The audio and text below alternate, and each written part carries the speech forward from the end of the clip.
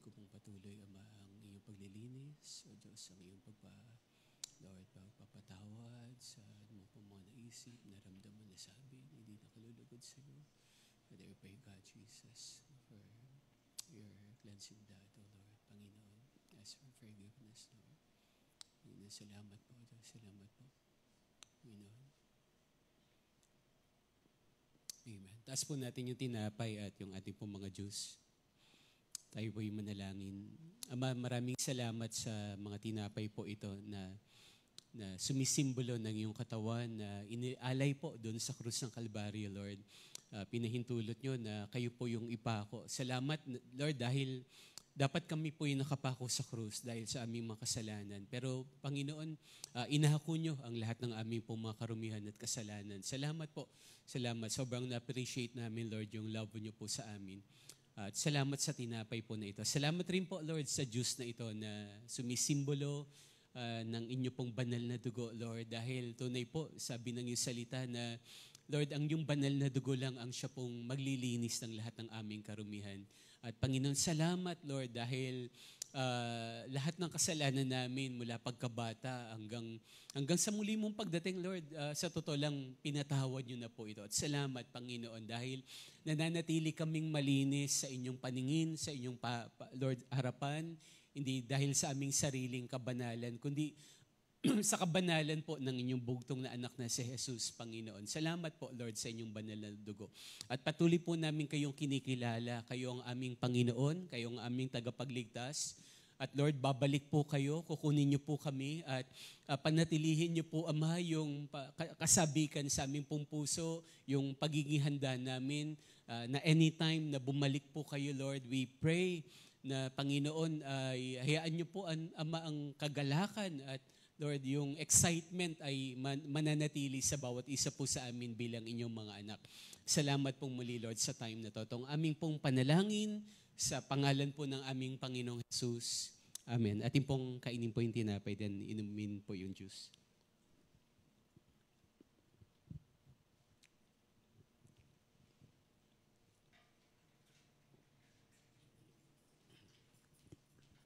Salamat po. Pwede.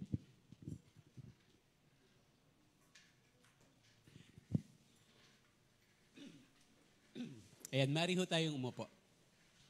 Ayan.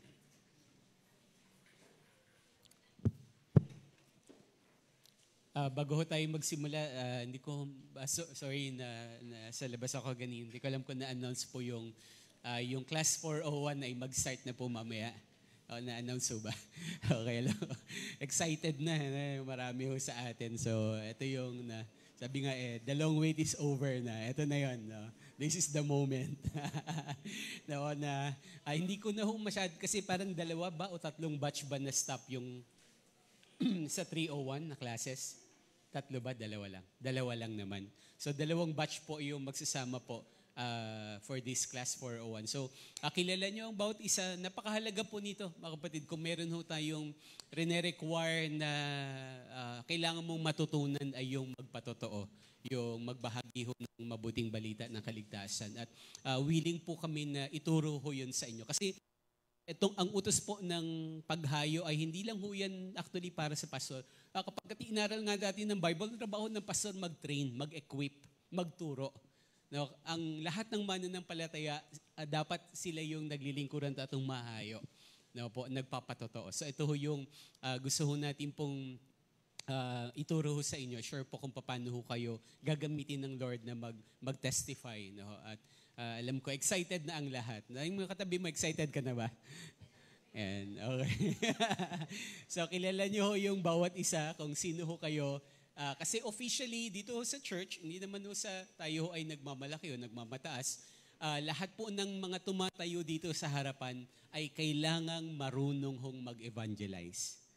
Okay ho? Bago kayo dapat matutugtog, sumayaw, umawit, o anumang paglilingkuran, ang dapat ho nating higit na unang matutunan ay yung utos po, yung greatest commandment ng Panginoong Jesus. No, and that is to go and make disciples of all nations. No? Na tayo po ay humayo. Okay ho ba? Malinaw po? Yan. Okay. So, Yan, tayo ay mag-aaral ng salita po ng Panginoon. Tayo ho muna ay yumuko at manalangin minsan pa. Lord, salamat po muli sa time na to na binibigyan niyo po sa amin na may kalayaan kaming umawit, pumalakpak, sumayaw, Lord, to worship you, Lord, in this place. Salamat po. At salamat rin na tunay po na every time na sinasamba ka namin, Panginoon, nararamdaman po namin ang iyong presensya. And Lord, we continually welcome you, Lord, in this place at binibigyan namin kayo ng kalayaan na abutin po kami, yakapin po kami, Lord, turuan po kami, Lord, remind us of your word na kailangan po naming marinig po ngayon, Panginoon. Salamat po, O Diyos. Lord, we ask for your wisdom, we ask for your help, we ask for the power of your Holy Spirit to be in this place, Lord. Maging sila po na nanonood sa kanila po mga tahanan, Lord, we commit also them, Lord, yung buhay nila sa inyo, Panginoon, abutin nyo rin po sila at pagpalain. Ito ang aming pong panalangin sa pangalan ng aming Panginoong Jesus. Amen, amen. Sige, palakpakan nun natin na malakas po ang Panginoon.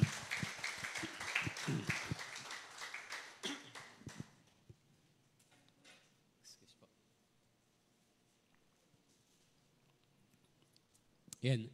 Ating pong ipagpatuloy pa rin po yung ating pong pag-aaral po sa bunga ho ng Banal na Espiritu. Or sa English po ay fruit of the Holy Spirit. So, ilang topic na rin po yung na-discuss natin. Na-discuss na ho natin yung peace, no? Yung joy, yung patience, yung kindness last week. At ngayon ho ay dadako tayo sa goodness, no? Sa mga bunga ho ng Banal na Espiritu. No? So kaya ho ang title ho natin ngayon ay Bunga ng Kabutihan. Sabihin nga ho natin bunga. Sabihin natin kabutihan.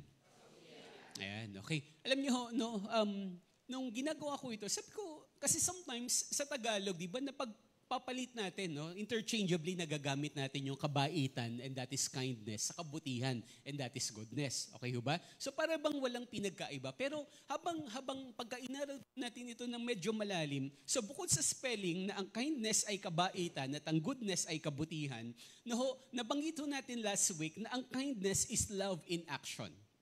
Sabihin natin, love in action.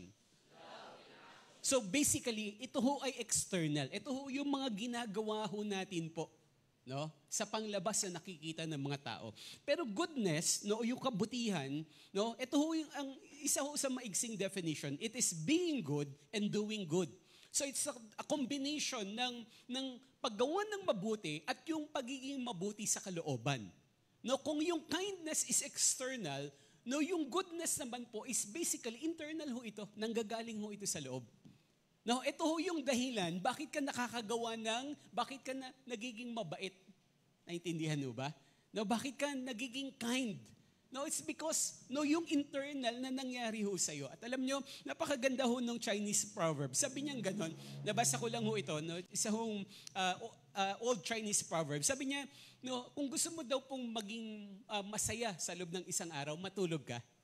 Mga katabi mo, kulang ba sa tulog o sobra sa tulog? No, masaya no. No, kung gusto mo daw maging masaya ng isang araw, matulog ka. No? Matulog, no, nakakapag daw ho yan. At sabi, kung gusto mo naman daw maging masaya, no, mali. Ng isang oras matulog ka. Kung gusto mo maging masaya ng isang araw, sabi nung Chinese proverb, mangisda ka. Or siguro ang counterpart dito sa atin, mag-exercise ka ng konti, magiging masaya ka ng buong isang araw. No, yung pagtulog, 1 oras daw pala. Sorry, nalabo na talaga ng mata ko. Then kung gusto mo daw maging masaya ng 1 buwan, sabi bumili ka ng sasakyan kung kaya mo, o kaya bumili ka ng cellphone or gadget, magiging masaya ka ng 1 buwan. Naintindihan mo ba? At kung gusto mo daw maging masaya ng 1 buong taon, no, subukan mong magkaroon ng maraming pera. Magiging masaya ka ng 1 buong taon. No, hingin mo na yung mana mo, no, ipagbili mo yung lupa mo para maging pera, magiging masaya ka daw ng 1 buong taon. Pero kung gusto mo daw maging masaya for a lifetime, sabi ho ng Chinese proverb, gumawa ka ng kabutihan sa kapwa. Maging mabait ka, gumawa ka ng mabuti sa kapwa. At habang buhay kang magiging masaya. Naintindihan mo ba? No? So it depends sa atin po yan. Kung gusto mo lang 1 oras, 1 araw, 1 linggo, 1 buwan, or a lifetime. No? Alam nyo, ang problema ho, Ang problema, hindi ho likas sa atin yung maging mabuti. No? Totoo ho yan. Hindi ho likas sa atin po yung maging mabuti, maging mabait. Bakit? Kasi ang nature natin maging makasarili. Sa totoo lang. And I include myself sa yun. Ang katotohanan po na yun. No, yun naamin ko. Kung alam po ng misis ko to, alam po ng mga anak ko ito, hindi ho may tatanggi. Ako'y sa totoo lang, likas ko maging makasarili. No, likas ko ho likas ho sa akin po yan. No, hindi yung natural ho sa akin maging mabait. Mukha lang ako mabait kapag katulog lang ako. Intindihan mo ba? Hindi ho kusa. Sa totoo lang aminin ko sa inyo, hindi ho kusang lumalabas ho sa akin yung kabaitan. No, hindi ho normal ho yan. No? Kasi naturally, by nature, very selfish tayong mga tao. At very unloving tayo sa totoo lang. Bakit? Kasi kahit ang Bible nagpapatunay niyan eh. Basahin niyo Isaiah 53 verse 6. No? Take note niyo na lang po yan. Romans 3:23, sabi ng Bible, di ba? Itong mga verses na to, some of the verses nagsasabi, nagpapaalala, nagtuturo na tayong lahat sa totoo lang, makasalanan ho tayo. Naintindihan mo ba? At sabi ng Bible, in the book of Mark chapter 10 verse 18, sabi, isa lang ang mabuti. Si Jesus ang nagsabi nito mismo isa lang ang mabuti, yung totoo at palaging mabuti. Walang iba kundi Diyos lang. Only God is good, sa totoo lang. Tayo hindi likas sa ating maging mabuti. At alam nyo ang history ay nagpapatunay po niyan. Magmasid lang ho tayo, magmasid tayong mabuti. Bakit ho? Kasi despite na ang generation po natin, tayo po ang, kumbaga, most educated na generation sa totoo lang. Wala nang mas nabubuhay mas maraming nabubuhay po sa panahon natin ngayon na sobrang gagaling at tatalino. Nahigitan na yung mga matalino dati. Mas marami na hong matalino ngayon. Di ba dati, nagbabasa tayo, hanga na tayo kay Rizal. Di ba, galing naman ni Rizal. No, linguist yan, daming lingwaheng alam, sobrang galing. Di ba, ang husay talaga. Pero sa totoo lang, marami na. Tingnan mo katabi mo, no, matalino yan. Pero alam nyo, despite na sobrang tatalino ho ng tao po ngayon, alam nyo kung papansinin nyo, ay lalo hong lumalala ho ang krimen, hindi ho nawawala ang gera, ang mga violence ay tuloy-tuloy at wala hong patid. Naintindihan mo ba? Bakit? Kasi likas ho sa tao kahit na tumalino pa ho ng todo-todo ang tao, likas ho sa tao ang hindi po pagiging mabait, sa totoo lang. Kasi sabi nga ng Bible, di ba? Above all else, the heart of man is very deceitful. Napakasinungaling, napakasama ng puso ng tao. Kaya kahit anong kaalaman, anong talino, anong posisyon, anong technology na magkaroon ng tao, dahil ang pinaka-problema ng tao, yung puso natin. Sobrang sama. Napakasama ng puso natin. No, likas sa atin. Hindi mo man tanggapin, pero I hope and pray na unti-unti maintindihan po natin po yan. No? Kaya nga di ba? No, bakit ho ganun? Kasi may minana tayong kasalanan kay Eva at Adan. May sinful nature lahat ng tao No, mga magulang mag-a-agree dyan. No? Kahit mga bata, ayan, may mga batang nandito ngayon, di ba? May mga maliit na bata. Kailangan mo bang turuan ng anak mo magsinungaling? Hindi. Sa totoo lang, kahit hindi mo turuan magsinungaling ang anak mo, natututong magsinungaling. Kailangan mo bang turuan maging makasarili ang bata? Hindi. Kusayang nagiging makasarili. Kahit na baby pa lang yan. No? Nakakita ka ba ng baby na sasabihin niya, hindi muna ako iyak ngayon. Bakit? Kasi puyat si mami. Di ba? Hello, hindi muna ako ikingi ng gatas kasi pagod yung tatay ko. Walang ganyang bata na iisipin niya, di ba? Kung gutom yan, hindi niya iisipin ng nanay tatay niya, iiyak yan kung kailan niya gustong umiyak. Hihingi yan ng gatas kung kailan niya gustong humingi ng gatas. Di ba may selfishness na mayroon ng katiting na pagiging makasarili na hindi man lang iniisip yung mga magulang? No, anong ibig sabihin? Likas ho sa atin ng pagiging masama, sa totoo lang. By nature, bakit? Kasi may minana tayong sinful nature from Adam and Eve. Yan ho yung tinuturo ho ng Bible. Naintindihan ho ba? So, kaya nga ho, ang bunga ho ng kabutihan, alam ko gusto nating lahat na maging mabuti, na maging mabuting tao. Ano ho yung kapamaraanan na sinasabi ho ng Bible? Una, paraanan kung para magkaroon tayo ng bunga ng kabutihan. Na po, hindi ho bungang araw. No, bungang kabutihan. Number one, hindi ho natin maisasantabi yung pagbabasa ng Biblia. Sabihin nga natin, pagbabasa. Lakasan natin, pagbabasa. Yan. Sabihin natin, pagbabasa ng Biblia. Alam niyo ho, kaya ho diba sa classes, diba? Class 101, tinuturo na natin yan, or class 201, yung maturity. No? How to grasp the word of God. No, paano natin mapangahawakan yung salita ng Diyos? Di ba may 6 na kapamaraanan? Tama ho ba? Sino yung nag-aaral dito ng class 201 ngayon? Di, ano ho yun? Di ba? Ano yung 6 na tinuturo natin po sa classes? Yung pakikinig. Napakahalaga ng 6 na to para mapanghawakan mo yung Word of God, para lumago ka spiritual. Kailangan mong makinig ng salita ng Diyos, kailangan mong magbasa ng salita ng Diyos, no? Kailangan mong mag-aral ng salita ng Diyos, kailangan mong i-memorize ang Word of God, kailangan mong i-meditate yung Word of God, and most especially, kailangan mong i-apply yung Word of God. Nandun ho yung salitang pagbabasa ng Biblia, hindi ho natin maaalis po yan. No, kung gusto mo pong maging mabait na tao, maging mabuti na anak po ng Diyos, na magkaroon ka ng bunga ng kabutihan, hindi mo pwedeng alisin ang salita ng Diyos sa buhay mo. Bakit? Kasi sa totoo lang, basically may 2 pagkukunan lang ho tayo ng values, mga bagay na pinahahalagahan ho natin dito sa mundo. Number 1 is the word of God. Or pangalawa ho ay yung world, yung mundo. 2 lang ho yung values na meron tayong pinagkukunan eh. Yung nakikita natin sa mundo o yung nababasa natin sa salita ng Diyos. Basically, 2 lang ho yan. 2 lang pinagmumula ng values ng isang tao. Kaya ho, ang sabi ng Bible in the book of 2 Timothy chapter 3 verse 16, sabi yun ng Bible, very clear, very powerful na passage. At kailangan natin from time to time. Basahin ho natin ng malakas. 1, 2, 3, go. Ang lahat ng kasulatan ay kinasihan ng Diyos at kapakipakinabang sa pagtuturo ng katotohanan, sa pagsaway sa kamalian, sa pagtutuwid sa likong gawain, at sa pagsasanay para sa matuwid na pamumuhay. Very clear. Napakalinaw po yan. Gusto mong yung makagawa ka ng mabuting bagay, kabutihan, no? Sa loob ng bahay mo, sa mga mahal mo sa buhay, no? Dito sa church, kailangan ng pagbabasa ng salita ng Diyos. Hindi ho pwedeng ialis ang salita ng Diyos. No?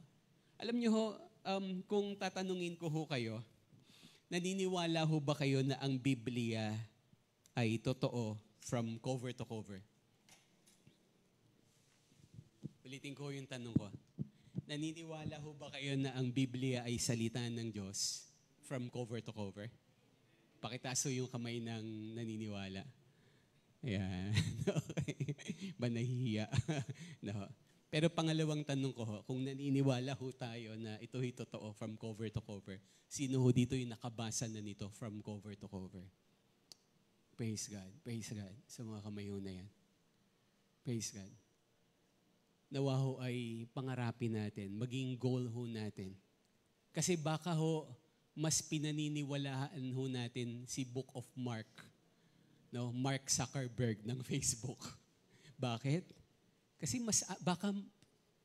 sorry po, hindi ko ho kayo gustong saktan. Mabuti na hong masaktan na ho tayo ngayon kaysa dumating ho yung time na sa harapan ho tayo ng Diyos masaktan. Naintindihan ho ba? Mahal ko ho kayo bilang kapatid ko sa Panginoon, bilang inyong pastor. Mahal ko po kayo, kaya hindi ho ako titigil na magpaalala na magbasa tayo ng Biblia araw-araw. Magbasa ho tayo ng Bible araw-araw. No?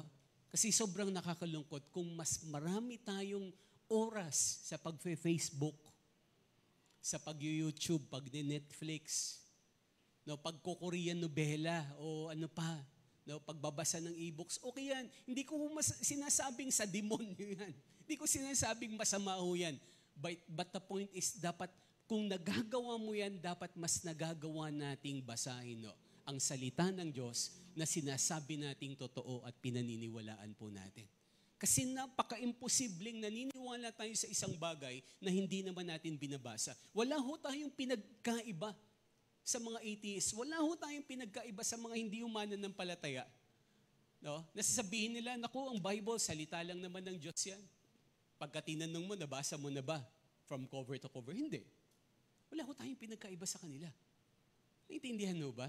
Kaya po, mga kapatid, nawa tayo ay mahalin po natin yung pagbabasa mo ng Biblia. Alam ko po mahirap. Kahit ako, struggle ako dyan. Hindi ho normal sa akin yung pagbabasa ng Bible. Mas masarap matulog. Mas masarap mag-Facebook, mag-YouTube. Pero kailangan ho natin pong gawin. Kasi salita ho ng Lord yan, utos ho yan ng Panginoon. No? Ito ho yung unang-unang dahilan para ho ang bunga ho ng kabutihan ay unti-unti hong lumabas sa atin bilang mga mananampalataya. Naintindihan ho ba? No? Alam nyo, kaya nga ho sabi ng Bible in Psalm 119 verse 9, no? Lalo na mga kabataan, listen very carefully po sa passage na to. Psalm 119 verse 9. Basahin ho natin ng malakas at sabay-sabay. 1, 2, 3, go! Paano mapapanatiling malinis ang pamumuhay ng sinumang tao sa kanilang kabataan sa pamamagitan ng pagsunod sa banal mong kautusan? Very clear. Nasabi sa English, how can a young man or woman keep his purity before God? Sabi, by the word of God. Hindi mo kayang mamuhay ng banal sa harapan ng Diyos mag-isa. Hindi ho. The only thing na makakalakad tayo ng matuwid sa harapan ng Diyos dahil ho sa pagbabasa ng Biblia. Hindi natin pwedeng ialis ang buhay ho natin. Kaya napaka-imposibleng lumalakad tayo ng malinis at matuwid kay Lord kung hindi ho tayo nagbabasa ng Bible. Hindi ho ako nagsasabi ho niyan. Ito ho yun. Yan ho ang ibig sabihin ng talatang binabasa ho natin. Paano mapapanatiling malinis ang pamumuhay ng sinumang tao sa kanilang kabataan, lalo na, no? Specifically, sinasabi ang yun, hindi ibig sabihin pagka matanda ka na, wala ng tukso. Hindi, mas marami lang ang tukso ng kabataan sa totoo lang. Aminin natin sa hindi. Mas maraming pressure, mas maraming struggle. No, ang sabi ng Bible, sa magitan ng pagsunod sa banal mong kautusan. Sa Bible. It is your desire na, Lord, gusto kong mamuhay ng nakalulugod sa iyo. Gusto kitang mapapangiti sa buhay ko. Lalo kang higit na magpakalalim sa salita ng Diyos. No? Kaya ho, alam nyo, tama ho si Presidente na lang ho ng Amerika, si George Washington. Sabi niya, it is impossible to rightly govern a nation without God and the Bible. Sabi niya, napaka-imposibleng pamunuan ng tama at matuwid ang isang bansa kapag hindi kasama ang Diyos at ang Biblia. Nung maging presidente ng Amerika, nakikita niya ho yung kahalagahan ng Diyos at lalo na yung kahalagahan ng Biblia sa pangunguna ng isang bansa. No, kung yung bansa na malaki at masalimuot, napaka-complicated ng pamumuno, ay maaayos daw dahil sa Diyos at sa Biblia, how much more yung mga buhay ho natin? Nasusundan ho ba? Alam nyo, kailangan ho natin pong maintindihan. No? The problem is, sabi nga nung isang author, si Mark Twain, no? Yung kilalang American author, sabi niya, tatagalugin, sa totoo lang, sabi niya ganun, ang nagpapabagabag daw sa kanyang kalooban, hindi naman daw ho yung mga bagay na naiintindihan niya patungkol sa Biblia. Kundi yung mga bagay na naiintindihan niya, yun yung nagpapabagabag sa kanya.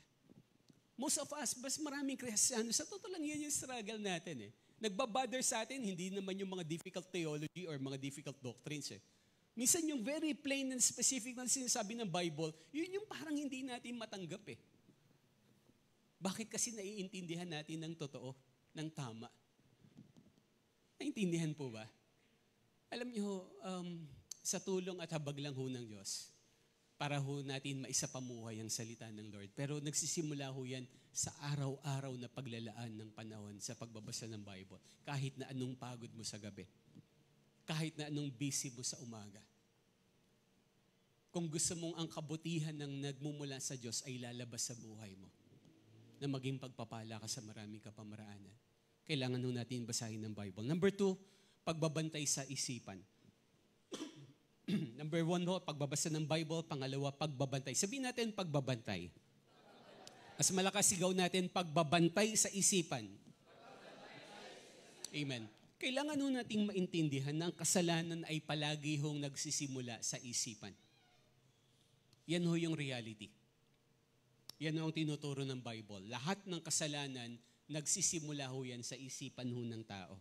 Bakit to? Kasi si Satan, ang mga evil spirits, nagtatanim ho yan ng mga ideya, mga temptation sa isipan ho ng tao. Nagtatanim yan. Aware tayo sa hindi, natutulog ka sa hindi. Sometimes, ang demonyo nagbabato yan ng mga tukso, mga maling kaisipan sa isipan ho ng tao. Kaya nga, palagi yung sinasabi ng ibang mga Bible scholars, may mga libro pa nga nasulat, sabi nila, ang mind natin is the battleground of the enemy. Nandyan ho yung naglalaban sa isipan ho ng tao. Kaya ho, ang very crucial na kapag kaya nanunurture ho natin yung mga tukso na yun na pumapasok sa ating pong kaisipan, ito ho'y kusahong lumalabas sa ating pong buhay, sa anyo ho ng kasalanan. So nagsisimula na ang demonyo magtatanim ng mga tukso, maling kaisipan sa isipan ng tao, kapag ka na-nurture natin, kapag ka inalagaan natin, pagka pinanatili natin sa isipan po natin, nagiging kasalanan. Lumalabas siya bilang isang kasalanan. Kaya kung meron tayong unang dapat na babantayan yung ating pong kaisipan.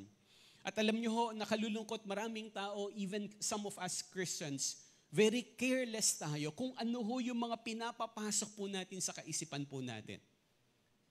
Na sa totoo lang, ang mga experts, mga psychiatrists, mga psychologists, lahat sila nagsasabi na lahat ng tinitingnan natin, lahat ng binabasa natin, lahat ng pinanonood natin, lahat yan, hindi natin yan makakalimutan. Nag-i-stack ho yan sa utak ho natin na tinatawag hong subconscious mind. Kaya sometimes may mga bagay na naaalala tayo bigla. May mga pagkakataon kahit sa panaginip natin na nanaginip tayo ng mga hindi magagandang panaginip. Bakit? Kasi minsan yung subconscious mind natin yung gumagana.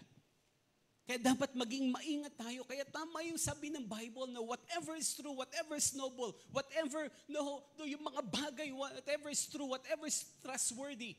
So sabi, think about such things. Naintindihan nyo ba? Kailangan ho natin yung bantayan yung ating pong kaisipan. Kaya po, even po ang, sabi ho ng Romans chapter 12 verses 1 and 2, sabi ho ng Bible, then afterwards, hindi ko naibigay to, 3 John 11, Romans 12:1 and 2. Basahin nun natin na malakas at sabay-sabay. 1, 2, 3, go. Kaya nga, mga kapatid, alang-alang sa masaganang habag ng Diyos sa atin, ako'y nakikiusap sa inyo na ialay ninyo ang inyong sarili bilang isang handog na buhay, banal at kalugod-lugod sa Diyos. Ito ang karapat-dapat na pagsamba ninyo sa Diyos. Huwag kayong makikiayon sa takbo ng mundong ito. Sa halip, hayaan ninyong baguhin ng Diyos ang inyong pag-iisip upang maunawaan ninyo ang kanyang kalooban. Sa gayon, magagawa ninyo kung ano ang mabuti, kalugod-lugod at ganap na kalooban ng Diyos. Sabi sa English, paulit-ulit, but be transformed by the renewing of our minds. Upang magawa daw natin yung mabubuting bagay, bantayan natin yung ating pag-iisip. Ipadalisay natin, ipaayos natin, ipatama natin sa Diyos yung ating pong makaisipan at bantayan natin ano yung mga bagay na tinitingnan natin, binabasa natin, pinanonood ho natin. Kasi hindi mo alam na unaware tayo. Minsan, wala naman to, Korean novela lang naman to, or wala lang naman to, mga anime lang naman to. O kaya mga MTV lang naman to. Hindi mo alam. Nag-i-inject yan. Merong naipapasa, may naitatanim yan sa kaisipan ho natin. Let's be very careful ano yung pinahihintulot natin pumasok sa isipan natin. Wag ho natin kakalimutan. Alam niyo po, sabi ng 3 John 11, then afterwards is Romans 12:9. 3 John 11. Alam niyo, sabi very good reminder po ito. Sabi ho, 3 John 11. Basahin ho natin muli ang sabay-sabay. 1, 2, 3, go. Minamahal, wag mong tularan ang masama. Sa halip, tularan mo ang mabuti. Sapagkat ang gumagawa ng mabuti ay sa Diyos. Ang gumagawa ng masama ay hindi pa nakakakita sa Diyos. So ang Biblia ay nagpapaalala kung ano yung mga bagay na dapat nating pong tularan. At tularan natin yung kabutihan, yung mabubuting bagay. No? Bakit? Kasi kapag nagagawa ho natin yung mabuti, kahit sa labag sa kalooban natin, isa yan sa nagpapatunay na tayo daw po yung mga anak ng Diyos. Tayo ay nasa Diyos. No? So sabi ng Bible sa English, do not imitate evil. Huwag nating gayahin yung masama. No? In fact, alam nyo ho, hindi lang ho sinasabi ng Bible na huwag pong gayahin. Alam nyo, the only thing na pwede ho tayong mamuhi o magalit, no? Sabi ho in the book of Romans chapter 12 verse 9, the only thing na allowed ang Kristiyano na mamuhi o magalit, no? Ay ito hong sinasabi ho ng Bible, Romans chapter 12 verse 9. Sabi ho dyan, maging tunay ang inyong pagmamahalan, kasuklaman ninyo ang masama at pakaibigin ang mabuti. The only thing na allowed tayo na masuklam ay sa mga kasamaan. But the problem is, minsan nalilito tayo na pagpapalit natin. Namumuhay tayo sa mabuti at minamahal natin ng masama. Yun ho yung malaking problema. But the Bible is keep reminding us kung ano yung dapat nating gayahin, no, kamuhian at mahalin. Sabi nga in 2 Timothy chapter 3 verse 3, sa huling panahon, no, ang kamumuhian na ho ng tao ay ang mga mabubuting bagay. Mas mamahalin ho nilang masama. Yan po ang isa sa very clear na description sa last days. Basahin natin 2 Timothy chapter 3 verse 3. No, na yan ho yung pinapaalala ng Word of God. Basahin po natin sabay-sabay at malakas. 1, 2, 3, go. Sila'y magiging walang pagmamahal sa kapwa, walang habag, mapanirang puri, walang pagpipigil sa sarili, marahas at walang pagpapahalaga sa mabuti. No, ang mundo ay pasama ng pasama at galit na galit sila. Paggalit sila ng paggalit sa kabutihan, sa totoo lang. Yan ho ang very clear description bago muling mag-second coming ang Lord. Bago ho siya muling bumalik. Kaya kailangan ho nating bantayan yung kaisipan natin. Then pangatlo, paano ho tayong magbubunga ho ng kabutihan? Una, pagbabasa ng Biblia, pagbabantay sa isipan. Pangatlo, pagmamalasakit ng kapwa mananampalataya. Sabihin nga natin, pagmamalasakit. Sabihin natin ng kapwa mananampalataya. Yan. Alam niyo ho, may dalawang extremes ho kasi na kailangan ho nating bantayan. Marami yung Kristiyano, no? May ilang mga Kristiyano na masyado hong nagiging extreme sa mga bagay na ito. No, na kailangan nating bantayan yung sabi ho ng Bible that do not imitate the world. Huwag natin daw hong gayahin. Gaya ng mga basa natin, huwag nating i-imitate yung mundo.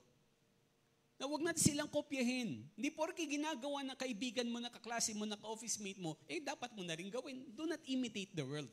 Pero the other extreme is, sometimes nga, we imitate, yan po yan. Ini-imitate natin yung mundo, ginagaya natin. No, the other extreme naman, masyado naman daw tayong isolated from the world. Yung iba, sobrang minamahal, ini-embrace yung mundo, kinokopya, ginagaya. No, yung iba naman, sobrang isolated naman. Talagang todo hiwalay naman. No, na para bang lahat na ay kasalanan. Hindi naman tama yun. No, bakit? Kasi ang turo ng Bible is not imitation, not isolation, but insulation. That we be protected. No, kasi kung sobra tayong lumalayo naman sa mundo, paano sila magkakaroon ng liwanag? Paano tayong magiging ilaw at asin ng sanlibutan? Kaya kailangan natin ng insulation, ng proteksyon galing sa Diyos. Naintindihan po ba? So, kailangan natin po sa totoo lang, ang isa maraming pwede gamitin ang Lord for us to be insulated, for us to be protected. No, isa na dyan sa maraming bagay ay yung presensya o yung banal na dugo ng Panginoon. May kapangyarihan yung blood of Christ. No? There were times Lord, no, we plead, no, tuturuin ng Bible, we plead for the blood of Christ. Na Lord, cover us with your blood. Kaya sometimes may mga leader tayo nagpe-pray ng Lord, cover us. Hindi physically na blood na during the Old Testament times kailangan nila magpahid ng dugo ng hayop sa hamban ng kanilang tahanan ng pintuan. But for us, no, we plead for the blood of Christ. Na Lord, cover us with your blood. Protect us with your blood. Kasi may kapangyarihan yung banal na dugo ng Panginoon. No? For us to have that kind of insulation, mga kapatid. No, pero alam nyo, ang isa ho sa regalo ho ng Lord sa atin ay yung insulation coming from kapwa natin mananampalataya. Sa kapwa natin mananampalataya. Sabi mo sa katabi mo, gagamitin ka ni Lord sa buhay ko. Sabi mo, bantayan mo ko ha.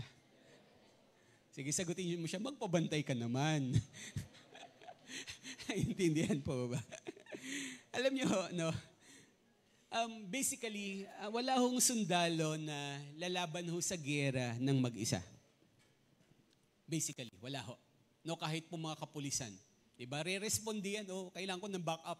Diba? Tatawag yan, raradyo yan. Tulungan mo ako, samahan mo ako dito. Lalo na kung emergency, bigla hong may krimen, tama ho ba? Tatawag yan, hingi yan ng backup. Bakit? Kasi basically, they were trained na wag pong lalaban ng giyera na mag-isa.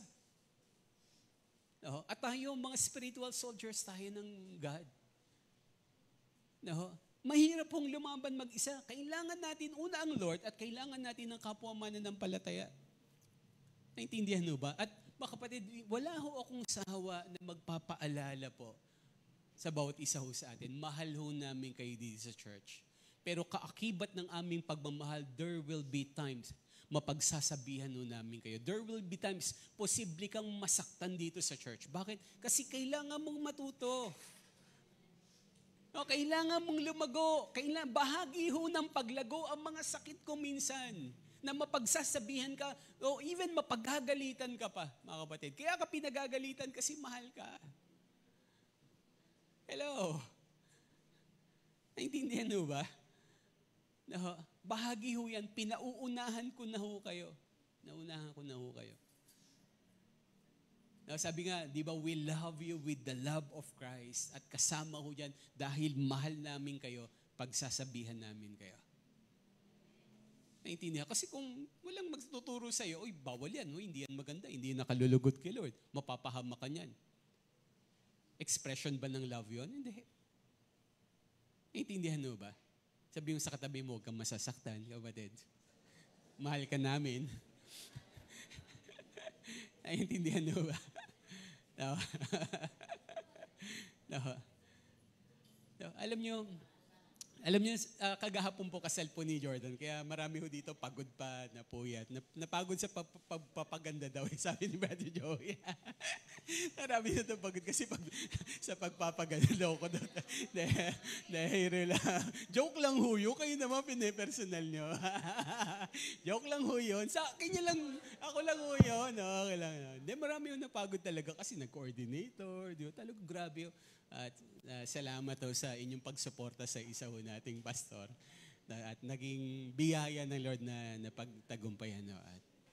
At alam nyo, sabi ko nga, sobra akong excited po dun sa kasal na yun. Sobra akong excited. At natutuwa ako sa yung time na nag-testify ho si Jordan. Natutuwa ho ako doon.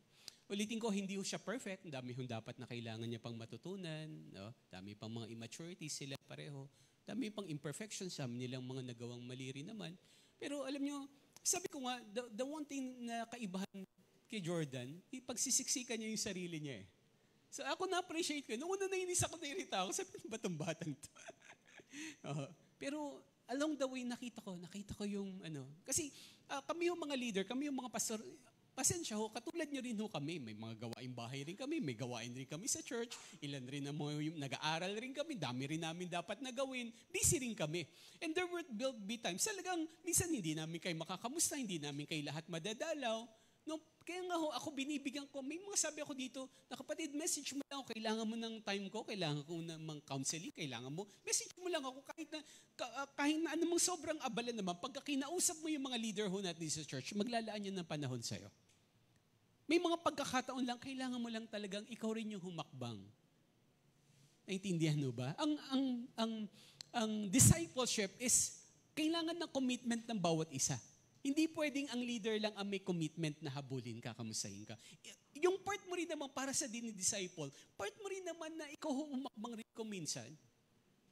Mag-update sa leader mo. Humingi ng payo, humingi ng panalangin. Naintindihan mo ba? Ako, sabi ko, yun lang yung nakita kong isa sa kumbaga, attitude ni Jordan. Hindi ko siya tinataas. No? Sabi ko, ang dami pa rin immaturities or imperfection. Pero sobra akong natuwa talaga sa kasal na yon. Iba yung excitement na ramdaman ko. Kahit na hindi ganun kagaling, hindi ka ganun kaano yung program or ano. Pero sabi ko, iba yung joy na nararamdaman ko at the time. Bakit? Kasi nakita ko yung effort ng bawat isa. Nakita ko yung effort rin ho nila Jordan and Edem na manatili ho silang pure for 5 years bago sila ikasal. Kahanga-hanga ho. At uulitin ko, marami pang kabataan nandito. Sana maging halimbawa at patotoo sila na pwede pa rin hong maging malinis na humarapan sa isang kasalan sa harapan ng Diyos na ang bawat isa sa inyo ay malinis. Amen ho ba? Na for 5 years, biro nyo, never sila nag-kiss. Never sila nag-kiss. Kilala ko si Jordan, nag-open yan ng weakness niya ho sa akin at ng mga struggles niya. Pero madalas kong kinakamunta kinakamusta, nag-kiss na ba kayo? Pastor, hindi pa po. Hintahin ko po yung kasal. Hintahin ko po yung kasal. Never sila nag-kiss. At dahil never sila nag-kiss, never sila nag-commit ng premarital sex for 5 years bago sila ikasal. Ang point is, pwede mo kahit na ho anong sama ng mundo, kahit na anong impluwensya ng paligid natin, pwede pa rin, posible pa rin, naaharap po kayo sa Diyos sa araw ng inyong kasal, kayo mga kabataan, na kayo ay malinis sa harapan ng Lord. At protection nyo yan, kapatid, protection nyo yan. Naintindihan nyo ba? No, kasi magtanong kayo sa mga nag-commit ng premarital sex na ano ho yung epekto ho nito sa kanila. Hingi kayo ng counseling. Nawawalan ka ng tiwala, na matindi yung selos, grabe, iba yung effect emotionally, mentally. No? Hindi ako nagsasalita bilang isang malinis, nagsasalita ako dahil yung concern ko, lalo sa mga kabataan, nakakatakot ang panahon natin po ngayon. Naintindihan mo ba? So, alam nyo, one thing na marami ho nagpe-pray sa kanila at humihingi siya mismo ng prayer request. Si Jordan. Kasi pag-pray nyo kami, pag-pray nyo ako. No, nakakaramdam ako ng kakaiba, natutokso ako, nag-iisip ako ng ganito, pag-pray nyo ako. And there are a lot of people na nagpe-pray para ho sa kanila. At praise God, for 5 years. For 5 years. Sabi ko, Lord, salamat, bihaya mo to. At sana nawa, no, maraming kabataan pang sumunod na ganung halimbawa dito po sa church natin. Sa totoo lang, pinanggalingan kong simbahan, mabait, magaling, maganda, yung pinanggalingan kong church dati sa Manila. Pero it's one thing na wala hong gumabayo sa aming mga kabataan before. Wala hong ganito. Na along the way, natututunan ng church natin kung paano pagmamalasakitan ng kabataan. Hindi ho kami, ulitin ko, hindi po against ang church na to, mga leaders sa relationship. Gusto rin namin ho yan. Kaya lang gusto lang namin, sa sobrang pagmamahal namin, gusto namin kayong gabayan at ipanalangin. Para rin ho yan sa inyo. Naintindihan po ba? Kaya huwag po kayo sasama ang loob na nakamusta ka o sino kasama mo, ano oras ka umuwi. Ano ba yung mga pakialamero at pakialamera? Diba? Pakialaman mo buhay mo, wag ang buhay ko. Diba? Masama ang loob natin kung minsan. Sobra namang higpit sa church na yan. Diba? Sobra namang higpit. Hindi na ako, nasasakal na ako. Lahat ba? Pupunta lang ako sa EMA, magpapaalam pa ako. Pwede namang hindi. Pero pwede rin, pwede. Parang yung sa'yo, paano mo tinatanggap? Naintindihan mo ba? Gusto mo ang gumawa ng kabutihan? Isa ho sa blessing ng Lord, may kapwa mananampalataya na pwedeng maging pagpapala at protection para sa'yo. Huwag mo ikakasama ng loob. Naintindihan mo ba? Nasusundan mo ba? Sabi ko at uulit-ulitin ko, alam nyo,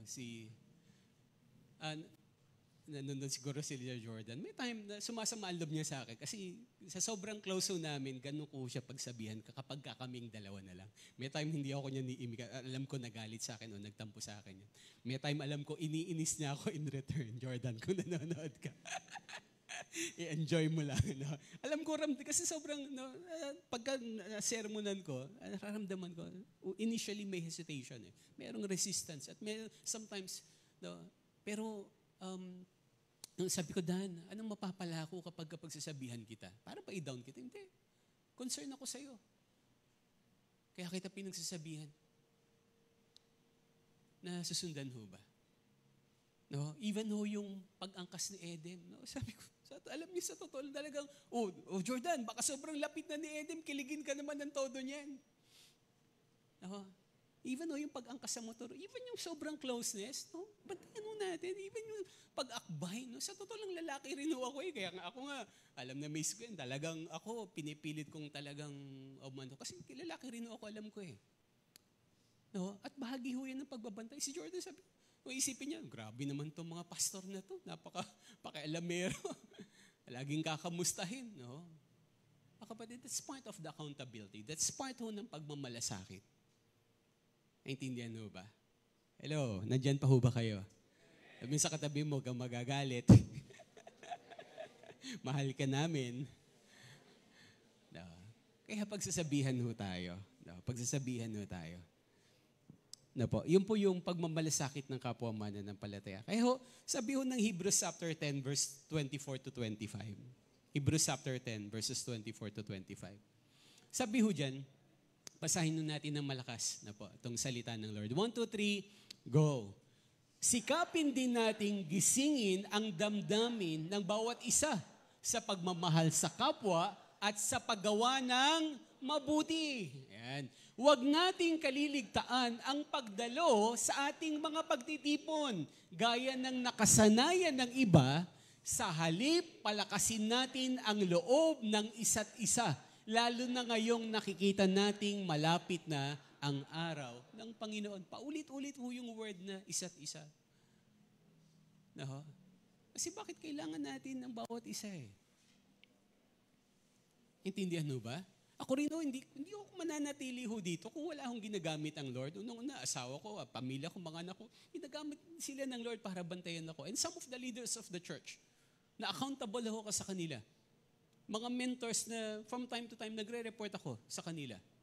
Kaya ako nakakapanatili ho nandito sa inyong harapan. Kasi kung wala akong mga taong ginamit, matagal na ho akong hindi naglilingkod, matagal na ho akong hindi pastor, matagal na ho akong na bumagsak sa kasalanan.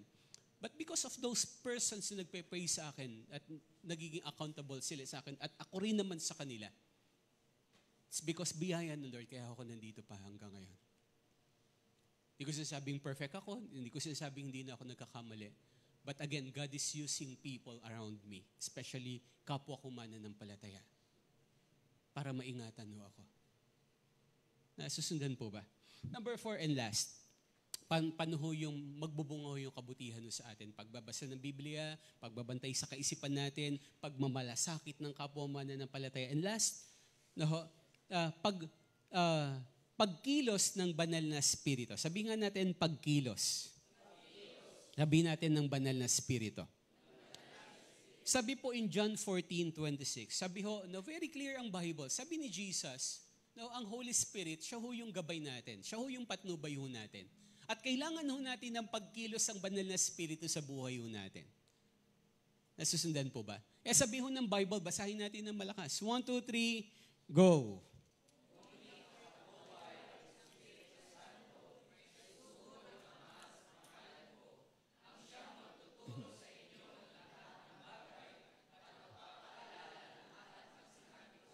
Ayan, tayo tayong lahat at basahin nun natin ng malakas. Iniimbitahan ko na rin po yung worship team na tulungan po tayo po sa panambahan bago ho tayo manalangin. Sige, akit na ho yung mga musicians dito. Basahin natin ng malakas ng sabay-sabay. 1, 2, 3, go. Ngunit ang patnubay, ang Espiritu Santo na isusugo ng Ama sa pangalan ko, ang siyang magtuturo sa inyo ng lahat ng bagay at magpapaalala ng lahat ng sinabi ko sa inyo. Alam niyo, napakahalaga ho ng role ng Holy Spirit sa buhay ho ng isang mananampalataya. Siya ho yung gabay, siya ho yung patnubay, siya ho yung gagawa sa buhay ho natin. Kaya ho, yung pinag-aaralan natin ay bunga ho ng banal na spirito. Isa ho sa bunga ng banal na spirito, yung pagiging, yung mabuti o yung kabutihan. No, very clear yung passage. Yung kabutihan, hindi ho yung galing sa atin. No, galing yan sa banal na spirito. Naintindihan mo ba? At ito ho'y bunga. No, bunga ibig sabihin byproduct, ibig sabihin po resulta sa atin hong pananatili sa banal na Espiritu at kung hahayaan ho natin siyang gumalaw. At the same time, ito ho'y bunga, hindi ho para ito sa'yo. Tama ho ba? Ang bunga ba para ba sa'yo? Kinakain ba ng puno yung sarili niyang bunga? Hindi. Ang bunga para maging pagpapala sa iba. Naintindihan ho ba? At yun po yung sinasabi ho dito, sa totoo lang, we need to allow the Holy Spirit. Very clear, ang kabaitan ng kabutihan, hindi ho yan galing sa atin, hindi ho yan galing sa mundo, galing ho yan sa banal na Espiritu. Kaya kailangan ho natin siyang pahintulutan na, Lord, gumalaw ka sa buhay ko. Hindi ako likas na mabait, hindi ako likas na mabuti. Kayo lang ho ang makakagawa nito sa buhay ko. At kailangan ho natin ng bunga ng banal na Espiritu. At alam nyo, last, sa totoo lang, tayo ho ay, hindi, gaya nga nababanggit ho, hindi tayo naturally good. Pero naniniwala ko, bilang mga anak ko ng Diyos, meron tayong desire na, Lord, gusto kong maging mabuting tao.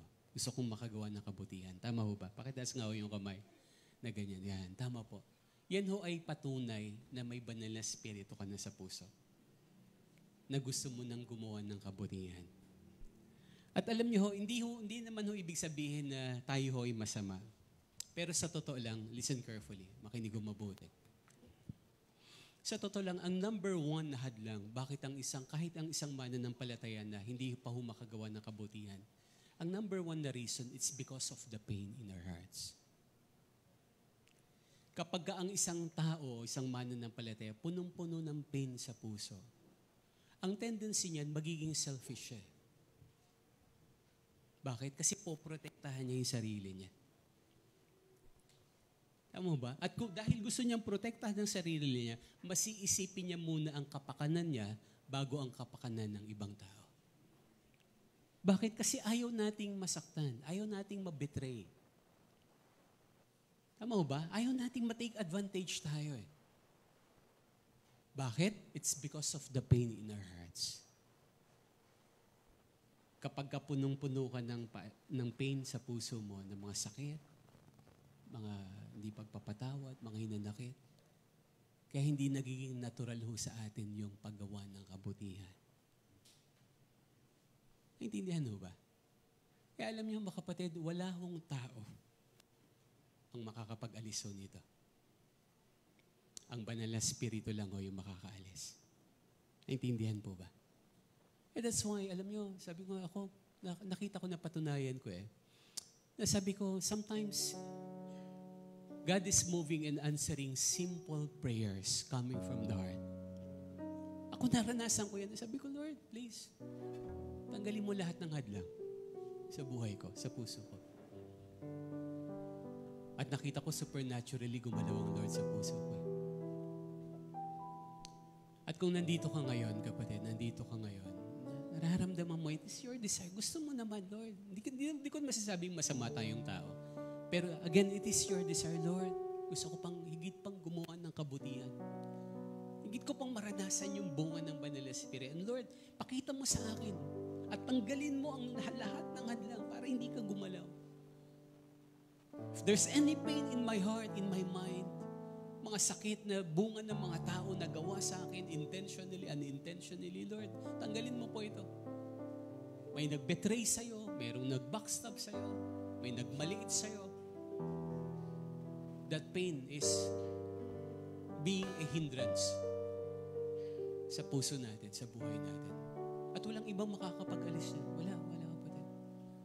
It's the power of the Holy Spirit alone. Kung hahayaan mo siya, Lord, na kumilos siya sa'yo at ibigay mo siya sa Kanya ng buong buo. Naintindihan mo ba?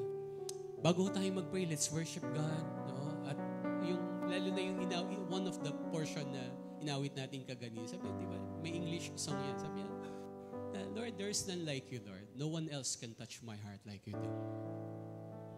Wala kang katulad, Lord. Wala kang katulad ng Lord. Ikaw lang ang nagbabago ng puso ko. Kung nandito ka ngayon, this is your prayer.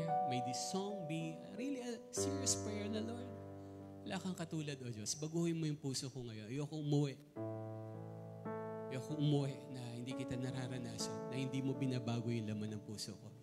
Na hindi mo inaalis ang lahat ng hadlang, lahat ng pain. Na posibleng nandito pa sa sulok ng puso ko na naiingatan ko. Naintindihan mo ba? Pwede bang awitan natin ng Lord? Sa mga oras pong ito, let's worship God. Let's allow the Holy Spirit to be in this place. Hallelujah. We worship you. We honor you. We give you all the glory, Lord, Panginoon. Pinaparangalan po namin po kayo. Sinasamba ho namin po kayo, O Diyos. Kami po'y nagpapakumbaba sa iyong harapan. And we continually recognize your goodness, Lord. Kayo yun lang yung totoo at palagian pong mabuti. Panginoon, salamat po, O Diyos. Salamat po, Lord Jesus.